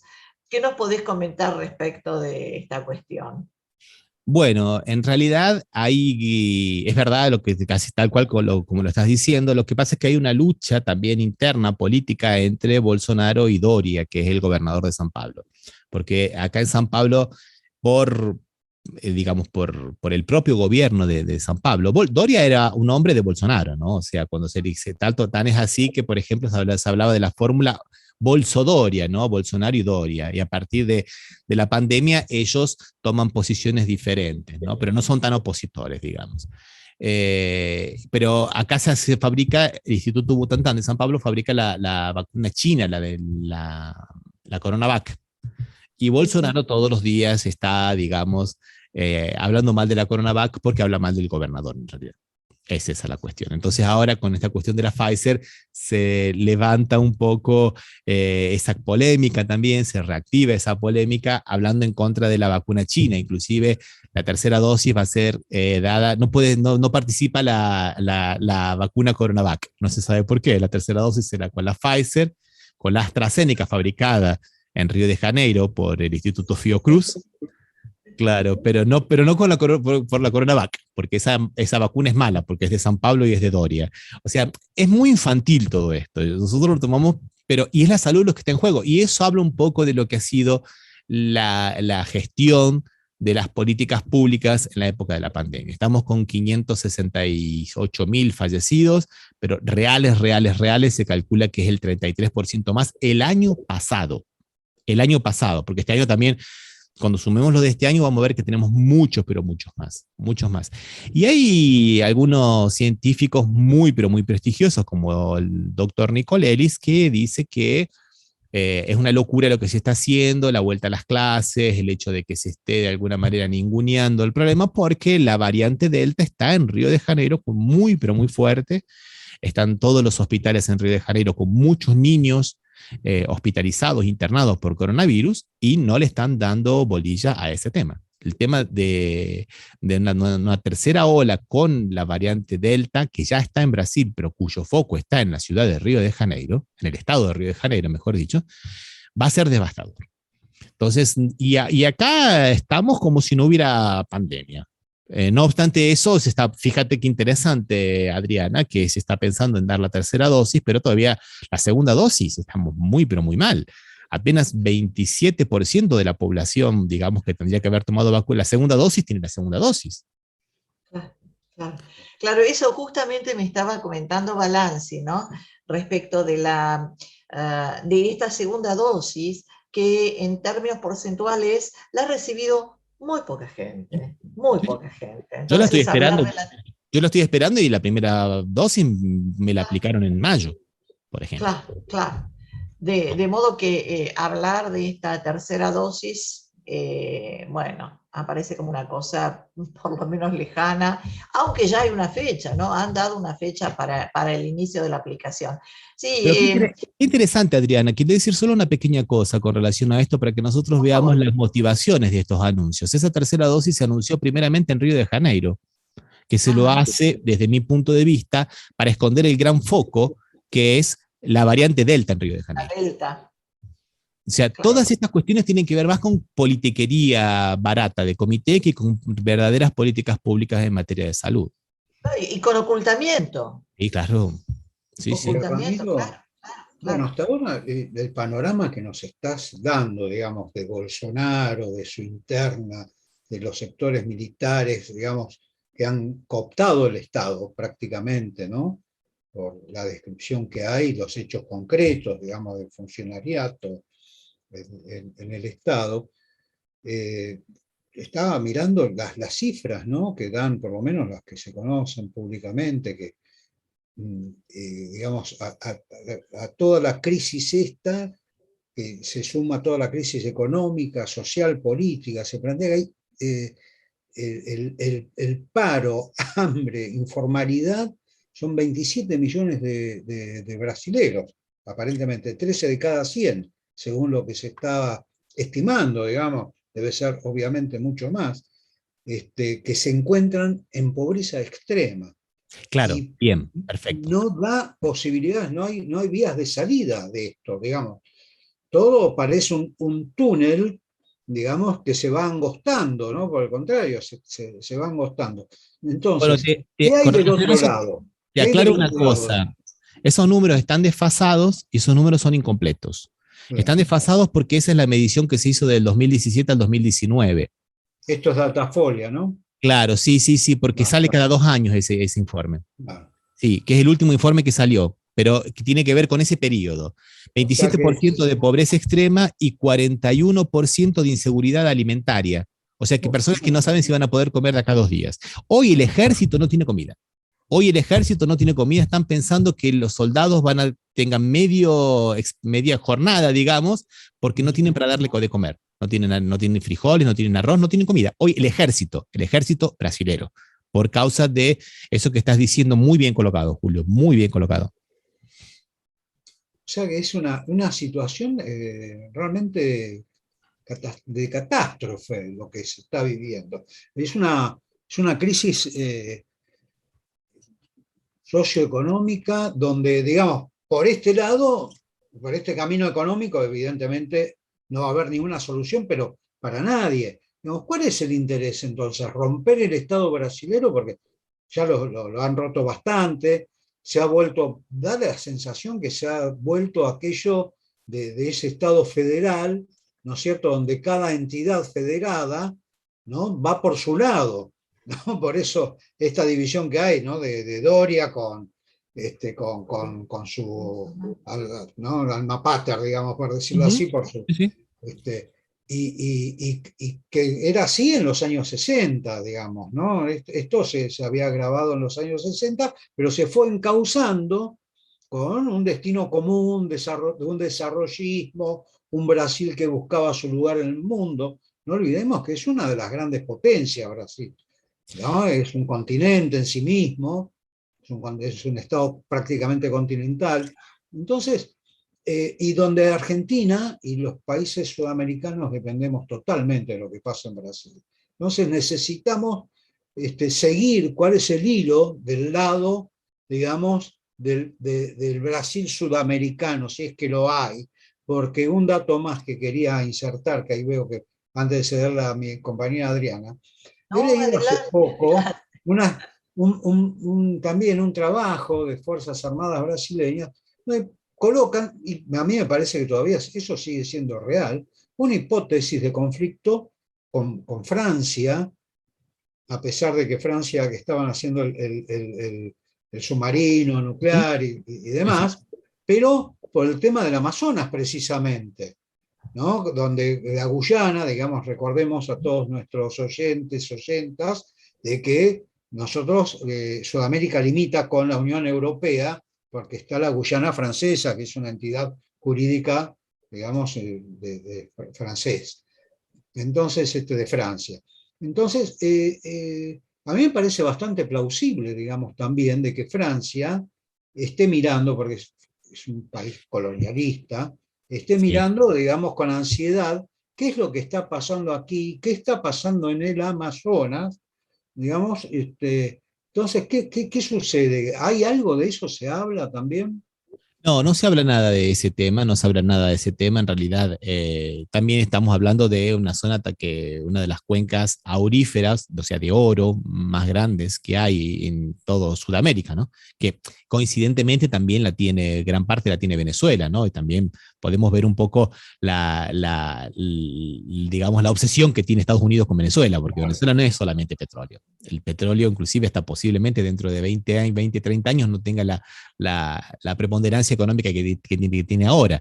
Pero bueno, hemos vuelto a la etapa del oro, de alguna manera, lamentablemente.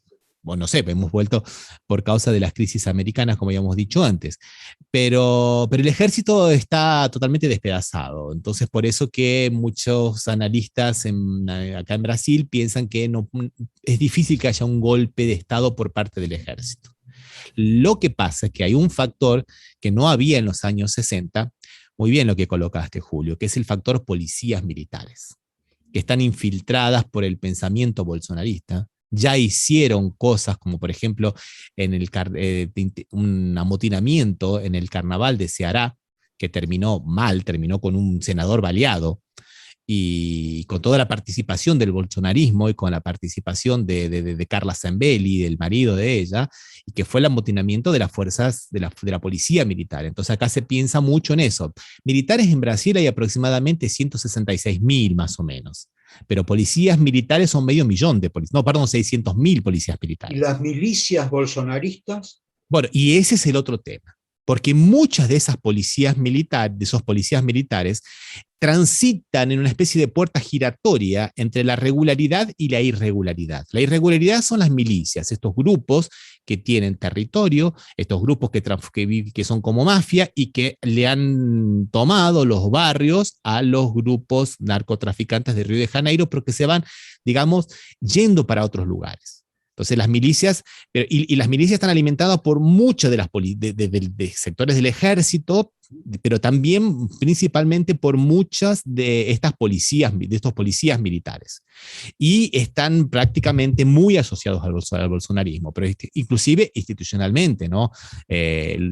Como es, los hijos de Bolsonaro le dieron las mayores condecoraciones de Río de Janeiro a muchos de estos milicianos, inclusive a algunos que han sido muertos en enfrentamientos con la policía, ¿no? Los que han matar a Marielle Franco. Recordemos que hay un pasado muy negro, ¿no? Con los Muy escuadrones negro, de la muy negro. muerte, sobre todo en el área de Río de Janeiro en su momento, en los años 70, Sí. ¿no? Que eran estos sectores que salían a cazar y a masacrar a los sectores marginales, a los sectores, a los desempleados directamente, a los habitantes de las favelas y demás. Entonces, eso es algo muy grave, ¿no? Un fascismo ahí ascendente, ¿no? Sí. Y hoy eso se ve multiplicado en muchas policías militares de todos los estados, al punto que los gobernadores tienen miedo a veces porque no tienen el control. Ahora todas las corregedurías, digamos, los asuntos internos, estaba hablando en el lenguaje más norteamericano, de las policías están en una campaña muy fuerte para que los policías militares no participen del 7 de septiembre, porque no lo pueden hacer, ellos son militares, no pueden participar de manifestaciones políticas, pero muchos grupos de policías militares ya están organizando caravanas para ir, tanto a Brasilia como para venir acá a San Pablo, que van a ser los focos de las manifestaciones de Bolsonaro en contra de la Corte Suprema el día 7 de septiembre. Pero bueno, de alguna manera los gobernadores quieren evitar eso porque bueno, es ese tema, ¿no? Las policías militares son un verdadero factor de poder, principalmente después de lo que ha pasado en Bolivia, ¿no? Ramiro, yo había estado pensando mientras vos ibas exponiendo acerca de la psicotización, ¿no? De la psicotización de Brasil, ¿no? Con un presidente de estas características, cuando él dice que su futuro tiene 3 opciones: estar preso, muerto o la victoria. Esto es de una absoluta psicotización, y esto también lleva a psicotizar a todo el país. Pero después de este último tramo de tu exposición, no hago más que pensar en una colombianización de Brasil, lo cual es muy peligroso, pero no solamente para Brasil, sino para toda la región y para una Sudamérica, una Suramérica que, bueno, nosotros no queremos precisamente, ¿no? Qué bueno lo que estás diciendo, Adriana, qué bueno lo que estás diciendo, porque hay muchos analistas, y yo concuerdo con ellos, lógicamente, que están hablando de que Brasil es un gran laboratorio, de una nueva forma, ya que no pueden confiar más ni en los golpes militares como eran hasta los años 70, ni en los gobiernos amigos títeres como era en los años 80 y 90 de las privatizaciones. El tema de deuda externa ya no es tan grande como para aprisionar, pero hay que buscar nuevas formas. Entonces mucha gente está hablando de una especie de laboratorio. Lo que pasa es que acá el que no colabora es Bolsonaro.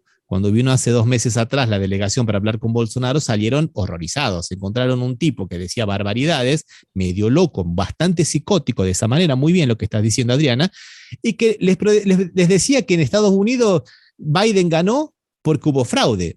A los representantes de Biden se lo dice. O sea, se fueron de acá horrorizados. O sea, si Bolsonaro cooperase un poquito, la cosa podría ser, digamos, mucho peor, porque sería, digamos, un laboratorio de que no sabemos en qué puede terminar. Pero sí, está muy bien lo que está diciendo, Adriana. Sí. Bueno, Rami Cano, sabés que es un durísimo. Nos has dejado un panorama. Que ya nos está diciendo, cerramos, y bueno, te tenemos que despedir. Hasta la próxima, te agradecemos muchísimo. No sé si Julio le quedó algo más, pero ya nos No, está simplemente tocando. que nos queda para seguir pensando, digamos, cómo avanzamos en esta patria grande. El tema Brasil es un tema central, así que bueno, vamos a tener que seguirlo y vamos a tener que seguramente tenerlo a Ramiro más seguido todavía. Siempre son las etapas, ¿no? O a Susana también, ¿no? O a Susana, sí, no, sí, hay varios Sí, compañeros Susana también. que está en Buenos Aires Lo que ahora. pasa es que Susana la tenemos aquí, así que puedes Mm. ir ahí al estudio de Adriana Sardina a Sí, participar. puede venir a mí acá al estudio. Claro. Así que bueno, Ramiro, te agradecemos muchísimo tu participación y bueno, será hasta una próxima a ver cómo continuamos, digamos, qué es, cómo sigue esta situación tan preocupante en este Brasil acuciante, ¿no? De Bolsonaro y de esta devastación, y sobre todo lo que te decía, esto del Amazonas que preocupa a la humanidad. ¿Mm? Sí. Así que bueno, la seguimos hablando en una próxima. Un abrazo, un gusto, Gracias, compañeros. Hasta la próxima. Gracias, gracias por acompañarnos, Rami. Hasta la próxima. Hablando, antes de pasar a tanda, o al cierre ya del programa, me decía si me había quedado algo. Sí, una miscelánea que es de ATE Capital, que está activo, digamos, el grupo, digamos, lo que sería la Comisión Urbano Ambiental de ATE Capital, del cual nuestro compañero Ari Palombi es uno de los compañeros más activos que participan allí. Yo Muy empecé a bien. colaborar ahora, voy a tratar de colaborar en lo que pueda también, digamos, por ATE Legislatura.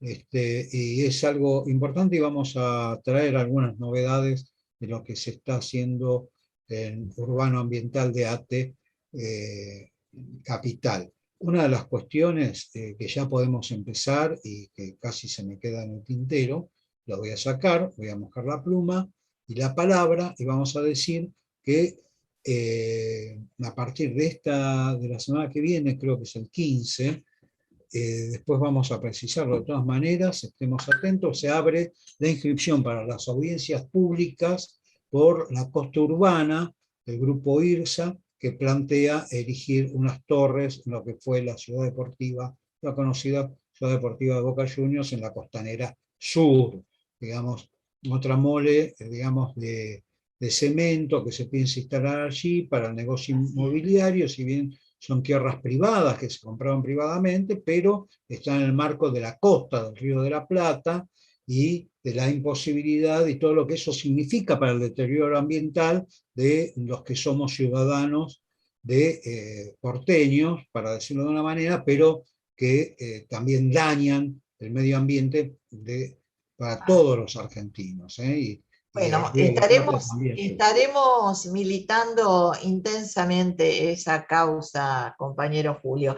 Y como para cerrar y ya despedirnos hasta la semana que viene, las ganadoras del sorteo son dos compañeras muy Muy bien, queridas, muy bien. ambas, Marcela Camerano Muy y bien. Mari Able. Bueno, Así que felicitaciones, les haremos llegar entonces y les diremos ya por producción cómo van a hacerse acreedoras efectivamente de este sorteo de Patria así Grande, es, un libro muy así interesante. es. Bueno, compañero, usted, el cierre para usted, dígame.